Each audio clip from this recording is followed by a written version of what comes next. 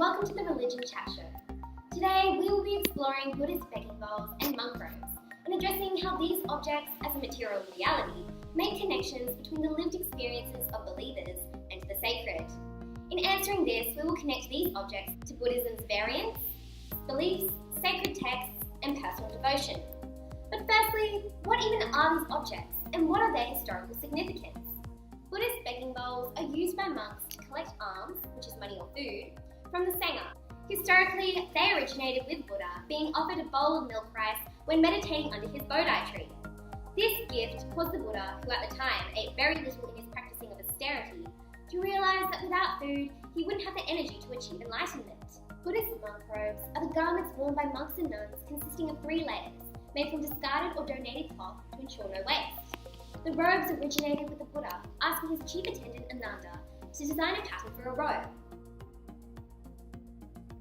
There is variation in the use of the alms bowls across Buddhist variants, resulting from the religion's diverse nature due to the influence of outside cultures and the many adherents dispersed across the globe. Mahayana Chinese Buddhists who live in self-sufficient and more isolated communities are less reliant on almsgiving, so they do not use the bowl as much. Similarly, Tibetan Vajrayana Buddhists have different practices, using Tibetan singing bowls in their meditation. Buddhist monk robes also see differences in style across variants.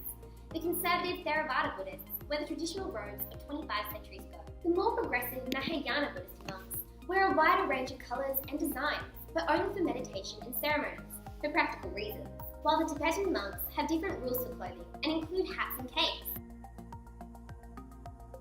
Buddhist begging bowls and monk robes embody many of the beliefs central to Buddhism, as outlined in their sacred texts. The Vinaya dictates the use of the bowls and robes, for example, stating that the bowls can only be made of iron or clay, and not from flashy materials like gold. This connects with the middle way between asceticism and overindulgence, identified in the Fourth Noble Truth, or the Eightfold Path. And similarly, the bowls, in representing the Buddha's realization of the middle way, display this aspect of Buddhism.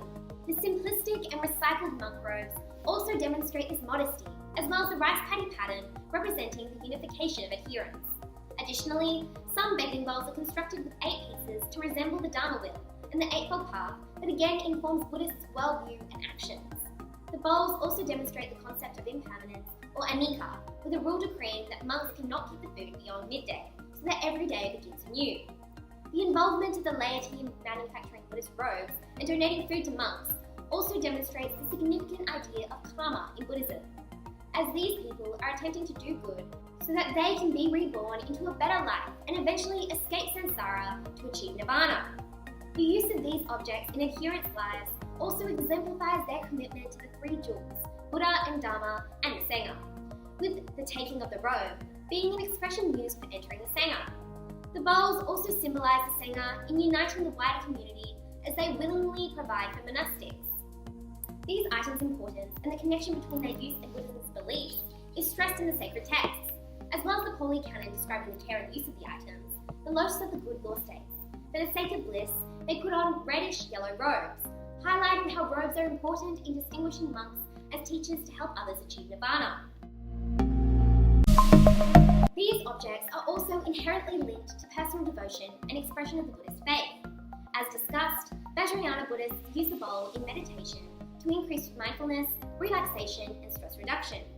The sound when the bowl is struck is said to have a centering effect, synchronizing the right and left sides of the brain.